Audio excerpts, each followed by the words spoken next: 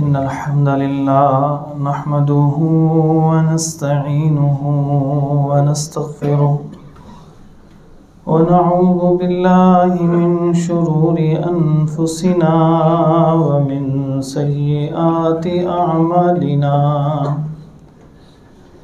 من يهده الله فلا مضل له ومن يضلل فلا هادي له وأشهد أن لا إله إلا الله وحده لا شريك له وأشهد أن محمدًا عبده ورسوله أما بعد فإن خير الحديث كتاب الله وخير الهدي هدي محمد صلى الله عليه وسلم وشر الأمور محدثاتها وكل محدثة بدعة وكل بدعة ضلالة وكل ضلالة في النار فأعوذ بالله من الشيطان الرجيم بسم الله الرحمن الرحيم يا أيها الذين آمنوا اتقوا الله حق تقاته ولا تموتن إلا وأنتم مسلمون يا أيها الناس اتقوا ربكم الذي خلقكم من نفس واحدة وخلق منها زوجها وبث منهما رجالا كثيرا ونساء واتقوا الله الذي تساءلون به والأرحام إن الله كان عليكم رقيبا يا أيها الذين آمنوا اتقوا الله وقولوا قولا سديدا يصلح لكم أعمالكم ويغفر لكم ذنوبكم ومن يطع الله ورسوله فقد فاز فوزا عظيما رب اشرح لي صدري رب اشرح لي صدري رب اشرح لي صدري ويسر لي أمري واحلل عقدة من لساني يفقهوا قولي اللهم تقبل منا صالح الأعمال وتجاوز عن سيئات أعمالنا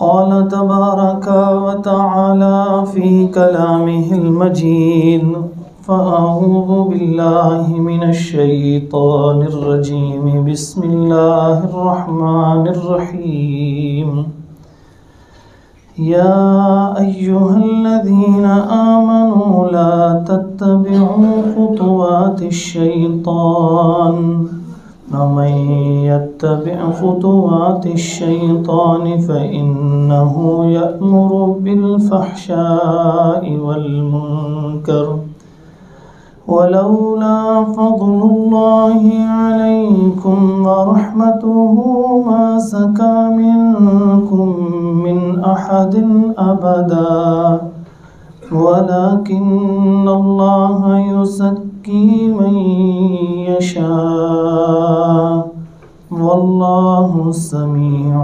عليم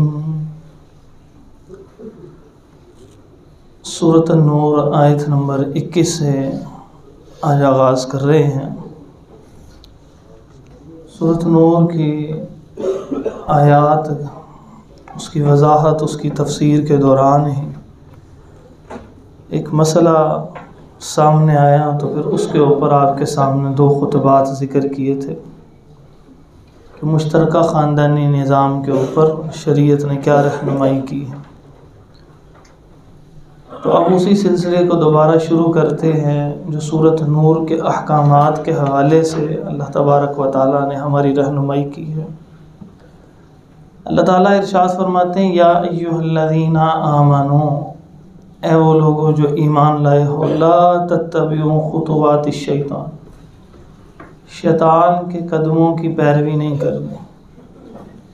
شیطان جس رستے پہ چل رہا ہے وہ اللہ کی نافرمانی کا رستہ ہے، تو تم نے بھی اگر نافرمانی کا رستہ اختیار کیا تو تم شیطان کے انہی خطوات کے پیچھے چل پڑے ہو۔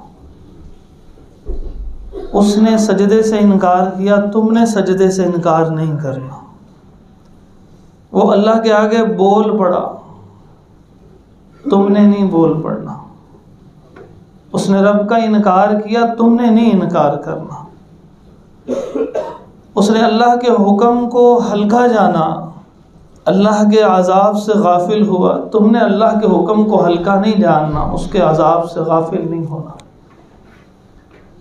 فرمایا کہ وَمَن يَتَّبِعْ خُطُوَاتِ الشَّيْطَانِ، اور جو شیطان کے رستوں کی پیروی کرے گا، اس کے پیچھے چلنے والا ہوگا، اس کے نقش قدم پہ چلنے والا ہوگا، فرمایا کہ اس کا انجام تو دور کی بات ہے، پہلے یہ سمجھ لو کہ وہ تمہیں لے کے کدھر جا رہا ہے۔ تمہارے ذہنوں پہ کنٹرول کرنے کے بعد تم سے کام کیا کروانا چاہتا ہے؟ کیا صرف اللہ کا انکار کروانا چاہتا ہے؟ صرف یہ بات نہیں ہے کہ اللہ کے وجود کا انکار کروا دے، وہ کرنا یہ چاہتا ہے فَإِنَّهُ يَأْمُرُ بِالْفَحْشَاءِ وَالْمُنکَرِ، وہ تمہیں حکم دیتا ہے فحاشی کا اور اللہ کی نافرمانی کا۔ فحاشی بھی نافرمانی میں آتی، اور نافرمانی ہر قسم کی نافرمانی ہو گئی۔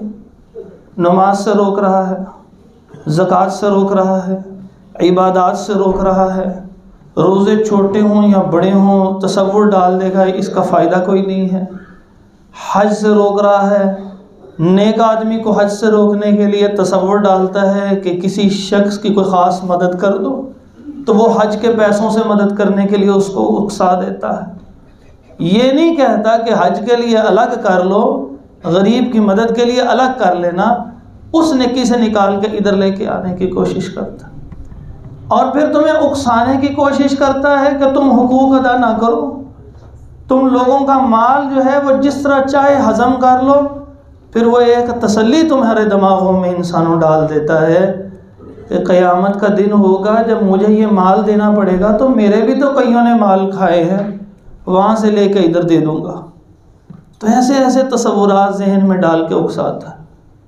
اسی کے اندر ایک فحاشی بھی شامل ہے، لیکن اللہ تعالیٰ نے فحاشی کو الگ سے ذکر کیا، اس کے کوئی خاص اسباب ہیں، کیونکہ یہ اتنی گندی چیز ہے کہ کیونکہ جب اس گندگی کے اندر انسان پڑتا ہے پھر انسان اپنے ہوش و خرد سے آزاد ہو جاتا ہے۔ یہ ایک ایسی فضول چیز ہے کہ جب انسان اس کے قبضے میں آتا ہے تو سب سے پہلے اس کا دماغ جکڑا جاتا ہے، پھر وہ وہی عورت ہوتی ہے، انہی خد و خال کے ساتھ ہوتی ہے، غیر محرم خوبصورت نظر آتی ہے اور محرم سے دل اچاٹ ہو جاتا ہے، بات بات پہ لڑائی اور طلاق تک نوبت آ جاتی۔ اس لیے کہا تم نے اس کی پیروی نہیں کرنی، وہ تمہیں فحاشی اور اللہ کی نافرمانی کا حکم دیتا ہے۔ فرمایا وَلَوْلَا فَضْلُ اللَّهِ عَلَيْكُمْ وَرَحْمَتُهُ، اللہ تعالیٰ کا فضل اور اس کی رحمت نہ ہوتا نا تم پہ، مَا زَكَى مِنْكُمْ مِنْ أَحَدٍ أَبَدًا، کوئی بھی تم میں سے پاک نہ ہو سکتا۔ یہ اللہ تعالیٰ کا فضل ہے، اس کی رحمت ہے کہ اللہ تعالیٰ نے ہمارے گناہوں پہ اسی وقت پکڑ نہیں کی۔ جیسے ہی گناہ کرتے اگر پکڑ ہونی شروع ہوتی تو آپ خود سوچئے دنیا میں کتنے انسان باقی رہ جاتے، ایک لمحے سے پہلے ساری دنیا خاکستر ہو جاتی۔ ایک جگہ اللہ تعالیٰ فرماتے ہیں کہ اگر اللہ تبارک و تعالیٰ انسانوں کو ان کے گناہوں کی وجہ سے پکڑنا شروع کرے تو اس روئے زمین پہ کچھ بھی باقی نہ بچے، اللہ کا ایسا عذاب آئے کہ ساری دنیا ہی تباہ ہو جائے۔ یہ اللہ تعالیٰ فرماتے ہیں وَلَوْلَا فَضْلُ اللَّهِ عَلَيْكُمْ وَرَحْمَتُهُ مَا زَكَى مِنْكُمْ مِنْ أَحَدٍ أَبَدًا، اگر اللہ کی رحمت اور اس کا فضل نہ ہوتا نا، یہ مہلت نہ ملتی، یہ ڈیلے نہ ملتا، کہ جس کے بارے میں ایک حدیث میں آتا ہے نبی علیہ الصلوۃ والسلام نے فرمایا انسان گناہ کرتا ہے، جب گناہ کرتا ہے تو اس کے گناہ کو لکھنے سے منع کر دیا جاتا ہے۔ یہ کرامن کاتبین تو لکھنے کے لیے بیٹھے ہوئے ہیں، اس کو منع کر دیا جاتا ہے 6 ساعات 6 گھڑیاں نہیں لکھنا ہے اس کا گناہ۔ ہو سکتا ہے یہ بندہ معافی مانگ لے، اور 8 پہر کا روزہ ہوتا ہے، اس کا مطلب دن کے 8 حصے کیے جاتے تھے، تو اگر 6 ساعت اس میں سے 6 پہر نکال دیے جائیں تو دن کا رات کا ایک بڑا حصہ نکل جاتا ہے۔ اتنی دیر تک رب انتظار کرتا رہتا ہے بندہ گناہ گار آ جا واپس، تیرے گناہوں کو لکھنے کی اجازت نہیں دی ہوئی۔ لکھے جاتے ہیں، پھر توبہ کرتا ہے، پھر رب مٹا دیتا ہے، پھر اس کے اوپر ایسا ستار ہے کہ پردے ڈال دیتا ہے، ایسا غفار ہے کہ بخش دیتا ہے، لیکن پہلے لکھنے سے ہی منع کر دیں۔ اور میں ایسا نہ ہوتا نا تو تم میں سے کوئی بھی پاک نہ ہو سکتا، وَلَكِنَّ اللَّهَ يُزَكِّي مَن يَشَاءُ، لیکن اللہ تعالیٰ جس کو چاہتا ہے پاک کر دیتا ہے۔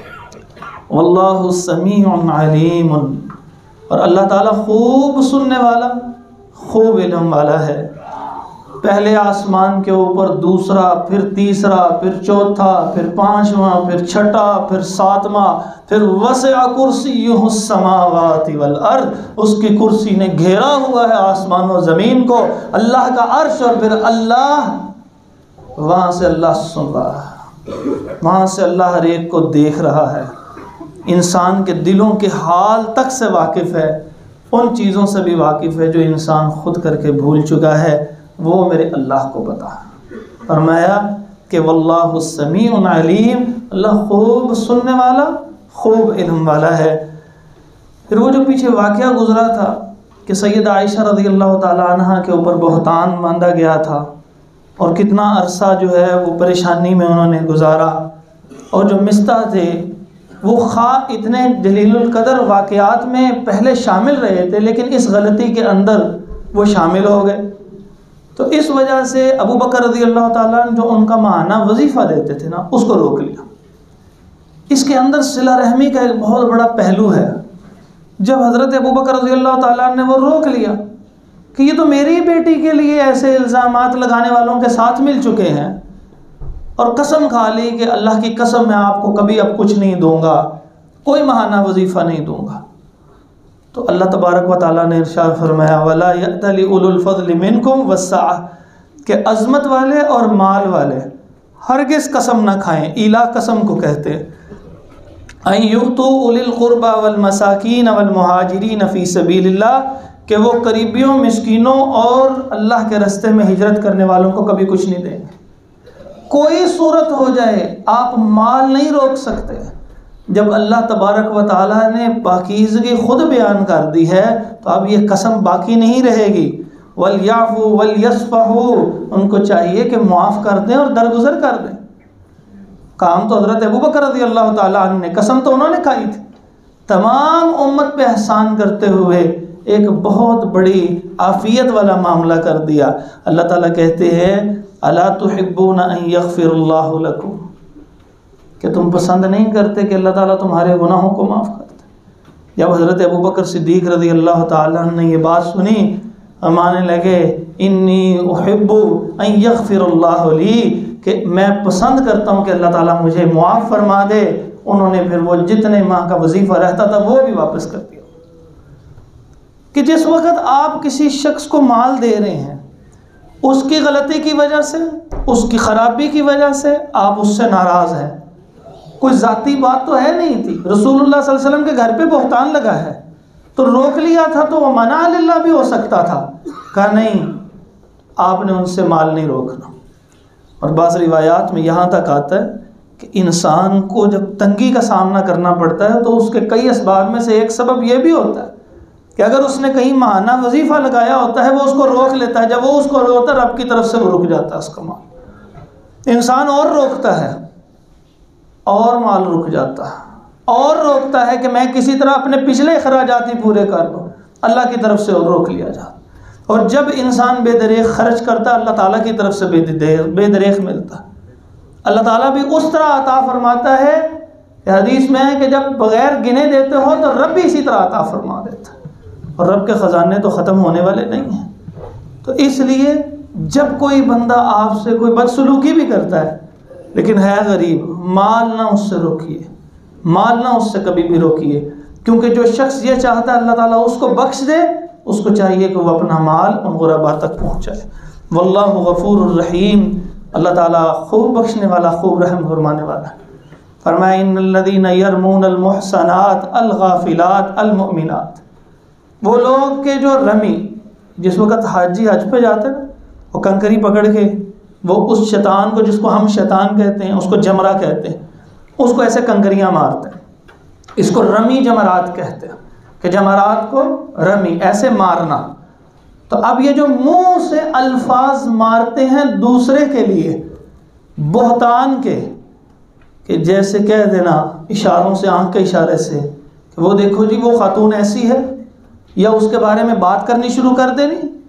یہ بندہ، اس عورت کو پتہ بھی نہیں ہے میرے متعلق کیا بات کی جا رہی ہے. اب لفظ سنیے، بات سنیے، بازاروں کے اندر عام ہے، یہ نوجوانوں میں عام ہے یہ غلطی. ہمیں ان الذین یرمون المحصنات، وہ لوگ کہ جو ایسے الزام تراشیاں کرتے ہیں، جیسے رمی پھینکنا ہے ایسے زبان سے کلمات ان کی طرف بہتان کے پھینک دیتے ہیں. الغافلات، ان عورتوں کو پتہ بھی نہیں ہوتا ہمارے متعلق کیا بات کی گئی ہے، وہ بالکل پردے کے ساتھ گزر رہی ہیں، ایسے راہ چلتے کوئی نہ کوئی ایسا تبصرہ کر دیا، دیکھا جی یہ ایسی ہوتی ہے، جو ایسے الفاظ کہہ دیتے ہیں. فرمایا المؤمنات، یہ وہ عورتیں ہیں جو ایمان والیاں ہیں، جن کو پتہ بھی کوئی نہیں ہے.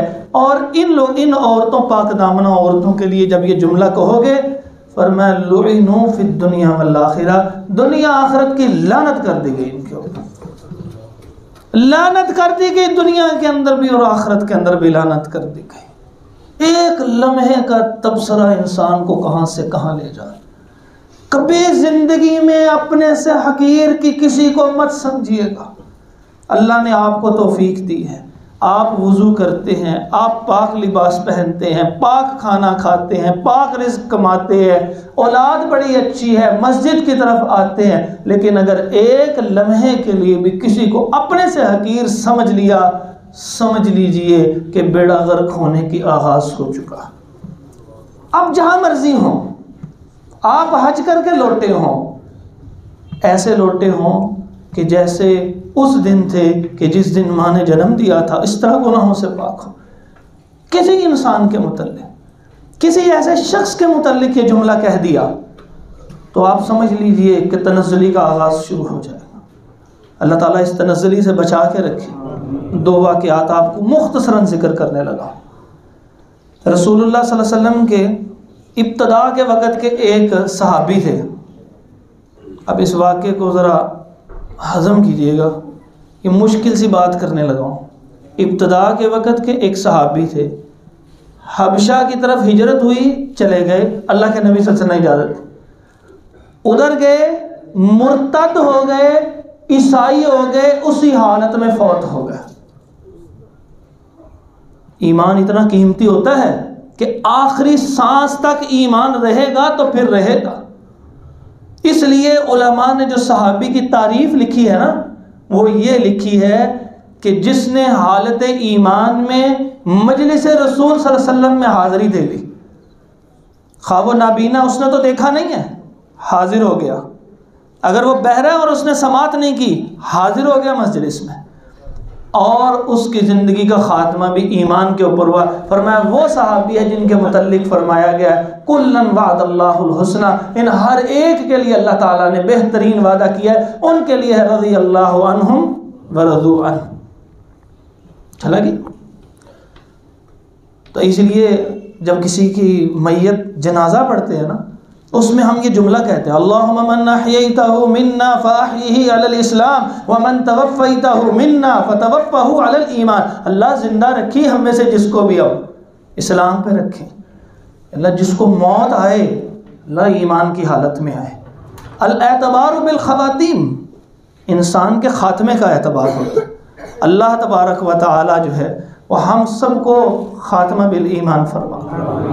اور ایک ایسا شخص کہ جو گناہ کرتا رہتا ہے 21 سال تلوار اور زبان کے گھاؤ حضور کو لگاتا رہتا، 21 سال براہ راست جنگیں کی کر رہا ہے، جتنے عرصے سے جنگیں ہیں 8 سال سے 7 سال سے جنگیں کر رہا ہے۔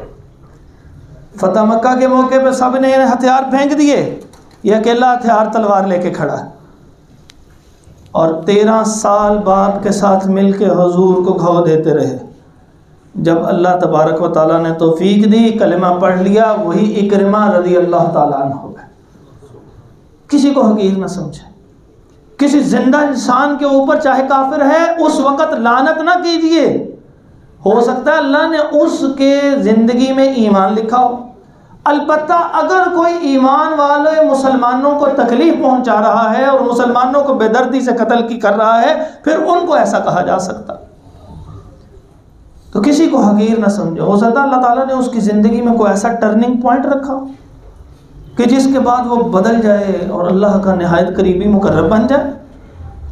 نبی علیہ الصلوۃ والسلام نے فرمایا وہ ایک عورت تھی، وہ جا رہی تھی، کتے کو پیاسا دیکھا، برداشت نہیں ہوا، کنویں کے نیچے اتری، پانی لا کے پلایا، اللہ تبارک و تعالیٰ نے اسی بات پہ اس کو بخش دیا۔ اور اگر کوئی ہوتا ہے ایسا بندہ جو دوسروں کو حقیر سمجھنے والا ہوتا تو وہ اس عورت کی زندگی کو کتنی دفعہ لعن طعن کر چکا ہوتا، لیکن اللہ تبارک و تعالیٰ نے اس کی زندگی کے اندر یہ توبہ کا رکھی ہوئی تھی۔ اس لیے کبھی کسی کو حقیر نہ سمجھیے، کبھی کسی کے متعلق کوئی ایسا کلمہ زبان سے نہ نکلا۔ فرمایا وَلَهُمْ عَذَابٌ عَظِيمٌ، کہ جو لوگ ایسے عورتوں جو پاک دامنہ عورتیں ہیں، جو غافل عورتیں ہیں، ان کو پتہ ہی نہیں وہ ایمان والی ہیں، ان کے لیے ایسے کلمات کہتے ہیں، بہتان تراشی کر دیتے ہیں، کردار کشی کرتے ہیں، فرمایا دنیا آخرت میں لعنت بھی ہے اور ان کے لیے بڑا عذاب بھی ہے۔ پھر ان کو کہا جو لوگ ایسا کرتے ہیں، فرمایا کہ یوم تشہد علیہم السنتہم وایدیہم وارجلہم بما کانوا یعملون، قیامت کا دن ہوگا، ان کے ہاتھ گواہی دے رہے ہوں گے، ان کی زبان سے گواہی جاری ہوگی، ان کے پاؤں گواہی دے رہے ہوں گے کہ کس طرف یہ چل کر گئے تھے، اس مجلس میں بیٹھے تھے جس مجلس میں بہتان لگا رہے تھے، ہر عضو سے گواہی جاری ہوگی۔ اور ایک جگہ آتا ہے اس کی جلد کے مسام، اس کی جلد بھی گواہی دے رہی ہوگی، پوری جلد سے آواز آ رہی ہوگی، زبان چیخ کے کہے گی وَقَالُوا لِجُلُودِهِمْ لِمَ شَهِدتُّمْ عَلَيْنَا، وہ یہ جلد وہ میرے خلاف ہی گواہی، کٹھے ہی جہنم میں جلیں گے؟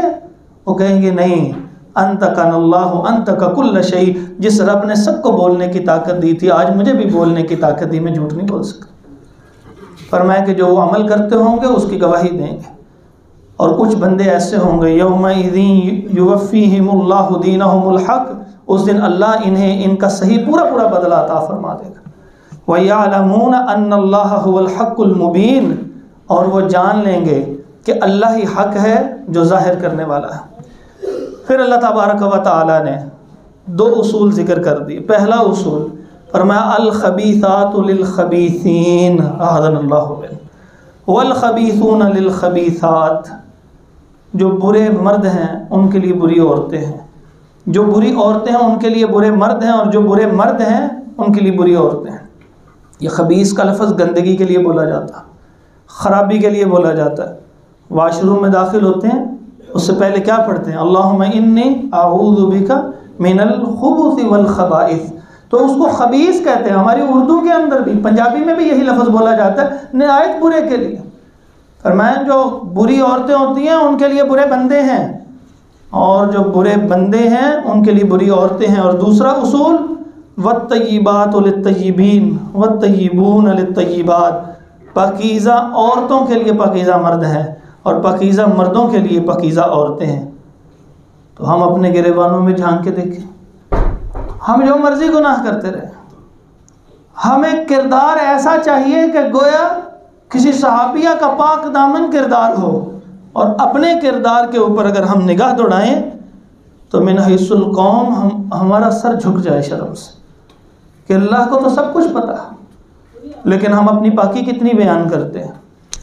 میں یہ کرتا ہوں، ہمارے ہاں ایسا نہیں ہوتا، ہمارے ہاں تو یہ ہمارا خاندان ہی ایسا نہیں، اس دکان پہ تو کچھ بھی نہیں ایسا ملے. اپنی پاکی دامہ بیان کرتے جاتے ہیں اور دوسرے کے متعلق کبھی کوئی اچھا گمان نہیں ہوتا.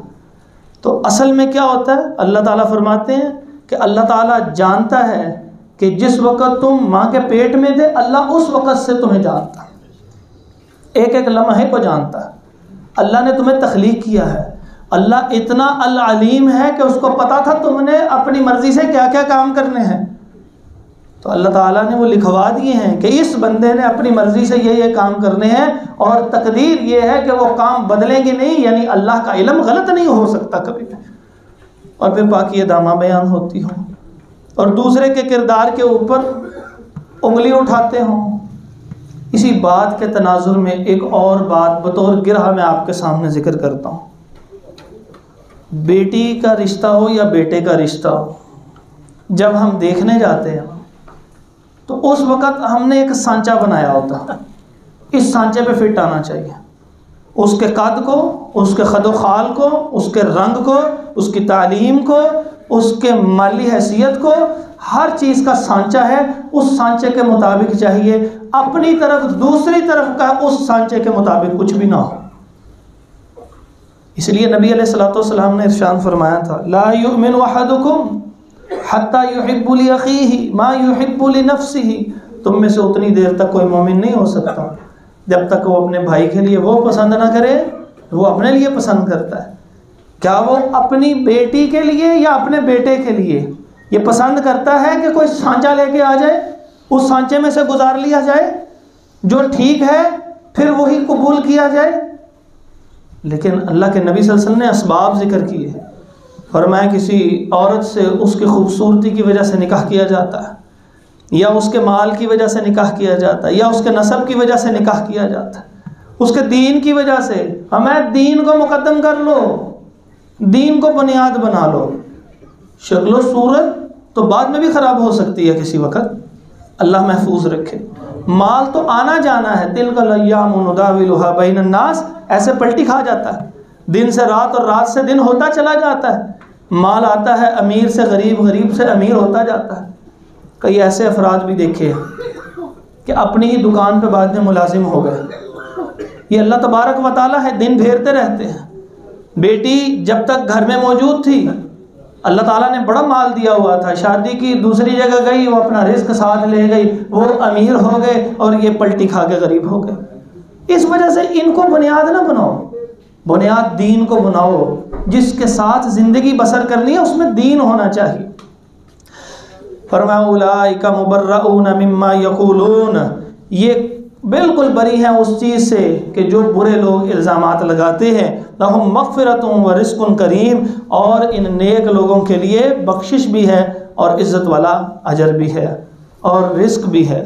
فرمایا یا ایھا الذین آمنوا، اے ایمان والو، لا تدخلوا بیوتا غیر بیوتکم، اپنے گھروں کے علاوہ کسی گھر میں داخل نہ ہوا کرو. حتی تستأنسوا، یہاں تک کہ انس حاصل کر لو، یعنی تم ان سے اجازت نہ لے لو. اپنے گھر کے دوسرے گھر میں داخل ہونا، ہم سارے کے سارے من حیث القوم ایک خرابی میں مبتلا. وہ خرابی یہ ہے، ہمارا کوئی رشتہ دار ہو تو ہم اس کو یہی کہتے ہیں دروازہ کھلا ہے آ جاؤ، لنگ ہے، تو اپنا گھر ہے، اپنا گھر ہوگا، لیکن یہ اندر داخل ہونے کا اسلام کا طریقہ نہیں ہے. میں نے پچھلے خطبہ میں بھی عرض کیا تھا، جوائنٹ فیملی سسٹم میں بھی چابی آپ کے پاس موجود ہو، براہ راست اندر داخل نہ ہو اور تھوڑے کھٹکھٹائیں، اجازت آواز آئے. عورتیں جس جگہ کے اوپر جانا چاہتی ہیں، وہ پردہ کرنا چاہتی ہیں، پردہ کر لیں. منہ اٹھا کے اچانک اندر داخل ہو گئے، اگر وہ اچانک اندر داخل ہو جائے تو کیا وہ پسند کرے گا کہ وہ اپنی ماں بہن بیٹی ہی کو کسی ایسی حالت میں دیکھ لے جو پردے کے بغیر ہو اس وقت؟ تو اس وجہ سے تھوڑی دیر ٹھہر کے، اپنے گھر میں بھی تھوڑی دیر ٹھہر کے داخل ہوں، ایک لمحے کے لیے توقف کریں، آواز دے دیں کہ جس نے دوپٹہ لے اترا ہے وہ دوپٹہ لے لے گھر کے اندر، کہ جو کسی کو چیز برتن دھو رہی، کپڑے دھو رہی ہے، وہ اپنی کیفیت کے اندر ہے تو وہ سیدھی ہو جائے، وہ سکون اختیار کر لے، وہ کوئی ایسی پردے کو اختیار کر لے جو اس کے شایان شان ہو. پھر اندر داخل ہو، کہ جا کے کسی اور کے گھر کے اندر بھی اسی طرح داخل ہو جانا، یہ درست نہیں. اللہ تعالیٰ نے اس سے منع فرمایا ہے. فرمایا تم پہلے اجازت حاصل کرو پھر داخل ہو. پھر جب داخل ہو وَتُسَلِّمُوا عَلَىٰ أَهْلِهَا، جاتے ساری خیریت نہیں پوچھنی، اپنی خیریت نہیں بتانی، میں تشریف لے آیا ہوں نہیں کہنا ہے السلام علیکم وَتُسَلِّمُوا عَلَىٰ أَهْلِهَا، گھر والوں پہ سلامتی بھیجو. اب اس کے اندر ایک اور پہلو بھی ہے. بعض اوقات لوگ صرف لڑنے کے لیے کسی گھر میں داخل ہوتے ہیں کہ اس نے میرے ساتھ یہ ایسا کیوں کیا، فلاں موقع پہ کیوں ہوا، میں جا کے بتاتا ہوں نا ان کو. تو اندر داخل ہوتے ہیں، دروازہ دھکے سے مارتے ہیں، اندر داخل ہوتے ہیں، کوئی سلامتی کا پیغام نہیں، باہر کڈو انہوں، اس طرح کے الفاظ بول رہے ہیں. تو یہ اللہ تعالیٰ کے حکم کی صریحاً خلاف ورزی ہے. فرمایا وَتُسَلِّمُوا عَلَىٰ أَهْلِهَا، گھر والوں پہ سلامتی بھیجو. اور سلامتی کے اندر دو پہلو ہیں. پہلا پہلو یہ ہے سلامتی کے لیے کہ انسان دوسرے کے لیے دعا کر رہا ہے، اور دوسرا پہلو یہ ہے کہ اس کو پیغام دے رہا ہے کہ میرے دل میں تیرے لیے اب کوئی بغض نہیں ہے. یہ کیسا ہوا کہ السلام علیکم ورحمۃ اللہ وبرکاتہ اور ہاتھ بھی صحیح ملانا گوارا نہ کرے. فرمایا جو بندہ ہاتھ ملاتا ہے، ہاتھ ملانے کے بعد جدا ہونے سے پہلے اللہ اس کے گناہ بھی معاف فرما دیتا. اور کئی لوگ ہاتھ بھی ایسے ملاتے ہیں کہ گویا ہاتھ ایسے گرا ہوا ہے، آپ ان سے ہاتھ ملائیں گویا کسی تولیے سے ہاتھ صاف کر رہے ہیں. آپ کیفیت ان کی ہوتی، ملانا ہی نہیں چاہتے. اگر ان کو ان کے گناہ دکھا دیے جائیں کہ یہ ہے بھائی میاں تمہارے گناہ، اگر صرف تم محبت سے دل صاف کر کے ایسے ہاتھ ملاؤ اور ہاتھ کے جدا ہونے سے پہلے اللہ وہ سارے گناہ معاف کر دے، پھر دیکھیے کس خوشی سے ملائیں گے. ایمان بالغیب کمزور ہے. جہاں جہاں اللہ کے نبی کی بات آ جائے اس کو دل کی عطا گہرائیوں سے مان لیں. اللہ کی قسم ایسے ہی ہوگا. ہمیں نظر نہیں، بہت ساری چیزیں نظر نہیں آتی، ہم مانتے ہیں. ہم تو غیر نبی کے کہنے پہ بھی ان چیزوں کو مان لیتے ہیں. مثلا ہمارے جسم کی اس جلد کے اوپر کچھ جرمز ہوتے ہیں، جراثیم ہوتے ہیں، وہ ہماری اس آنکھ نے تو نہیں دیکھے، لیکن جب ہم ڈاکٹر سے پوچھتے ہیں وہ کہتے ہیں ہوتے ہیں، ہم کہتے ہیں ٹھیک ہے دیکھے نہیں ہیں ہم نے، مان لیا کہ نہیں مان لیا. حضور صلی اللہ علیہ وسلم کو تو عین الیقین کیا حق الیقین تھا. اللہ نے براہ راست وحی فرمائی تھی ایسے ہوگا، پھر اس وحی کے تابع حضور صلی اللہ علیہ وسلم انسانوں کو بتاتے تھے. ہم ایک ڈاکٹر کے کہنے کی بات مان لیتے ہیں، وہ حضور کے کہنے پہ ایمان بالغیب نہیں لا سکتے. اور اللہ کی قسم ہاتھ ملانے کے بعد جدا ہونے سے پہلے اگر نبی نے فرمایا ہے صلی اللہ علیہ وسلم گناہ معاف ہوں گے تو ہوں گے. دل صاف کر اتنا بڑا انعام مل رہا ہو، اور دل اگر گندا ہو بیچ میں سے، دوسرے سے تقاضا نہ کیجئے، اپنا دل خود صاف کیجئے. اس کے بعد فرمایا ذالکم خیر لکم لعلکم تذکرون، یہ تمہارے لیے بہتر ہے، لعلکم تذکرون تاکہ تم نصیحت حاصل کرو. فإن لم تجدوا فیہا احدا، اگر تم گھر میں کسی کو نہیں پاتے، بیل دی ہے کوئی نہیں آیا. اب آج کی پریکٹیکل اگزامپل سمجھیں. کوئی بال کسی کے گھر گر گئی ہے، بچے کی کوئی چیز گر گئی ہے، اور کپڑا لٹکایا ہوا تھا وہی اڑ کے جو ہے وہ سوکھنے کے لیے جو لٹکایا تھا وہی جا گرا کسی کے گھر میں. تو اب کیا کرے گا؟ بیل دی، گھر میں کوئی نہیں، کیا داخل ہو جائے گا؟ فرمایا نہیں فلا تدخلوها حتى يؤذن لكم، اس گھر میں بھی تم نے داخل نہیں ہونا جب تک کہ تمہیں اجازت نہ ملی ہو پہلے سے کسی وقت میں. فرمایا وَإِن قِيلَ لَكُمُ ارْجِعُوا فَارْجِعُوا، اگر اندر کوئی موجود ہے، اس نے آواز دے دی، اس نے کہا جائیے چلے جائیے، غصہ نہ کرو، فَارْجِعُوا واپس لوٹ جاؤ، هُوَ أَزْكَىٰ لَكُمْ، یہ تمہارے لیے پاک دامنی کا ذریعہ ہے، یہی تمہارے لیے بہتری تھی. کیونکہ ایک تو تم نے نبی صلی اللہ علیہ وسلم کا حکم مانا، دوسرا اگر کسی خاتون نے تمہیں کہہ دیا جاؤ چلے جاؤ تو انتظار نہ کرو وہاں پہ. اور یہ عورتوں کے لیے بھی حکم ہے، دروازہ نہ کھول کے بٹھا دیا کریں، اور نہ ہم ان کو اس بات کی ترغیب دیں کہ میرا مہمان آئے گا آپ اس کو ڈرائنگ روم میں بٹھائیے میں آ رہا ہوں، قطعاً کی اجازت نہ دیجیے. فرمایا ہوا ازکا لکم، وہ جانے والے کو کہیں چلے جائیں یا باہر کہیں انتظار کر لے، یہی اس کے لیے بہتر ہے. اور جب اللہ کسی چیز کو بہتر اور پاکی بیان کر رہا ہو تو ہماری عقل میں آئے یا نہ آئے ہم نے اس کو اسی طرح قبول کرنا ہے. واللہ بما تعملون علیم، اور اللہ تعالیٰ خوب جانتا ہے جو تم عمل کرتے ہو. لیس علیکم جناح ان تدخلوا بیوتا غیر مسکونۃ فیہا متاع لکم، تم ایسے گھر میں داخل ہو جاؤ جس جگہ کے اوپر کوئی خاص کسی ملکیت کی رہائش، کسی عام بندے کی رہائش نہیں ہے، وہ رہتا ہی نہیں ہے مستقل طور پہ، تو اس جگہ پہ تم داخل ہو جاؤ بلا اجازت، تو تمہارے اوپر کوئی گناہ نہیں۔ فرمایا فیہا متاع لکم، تمہارا وہاں پہ کوئی سامان ہو سکتا ہے، تمہاری زندگی کے لیے سہولیات ہو سکتی ہیں، ریلوے اسٹیشن ہے، بس سٹینڈ ہے، کسی ایسی جگہ پہ پہلے لوگ سرائے بنا دیا کرتے تھے مسافروں کے لیے، وہاں پہ اجازت لینے کی الگ سے ضرورت نہیں ہے۔ واللہ یعلم ما تبدون وما تکتمون، اللہ تعالیٰ خوب جانتا ہے جو تم ظاہر کرتے ہو اور جو تم چھپاتے ہو۔ اللہ تبارک و تعالیٰ ہمیں ان چیزوں پہ عمل کی توفیق عطا فرمائے۔ اقول قولی ھذا استغفر اللہ لی ولکم ولجمیع المسلمین۔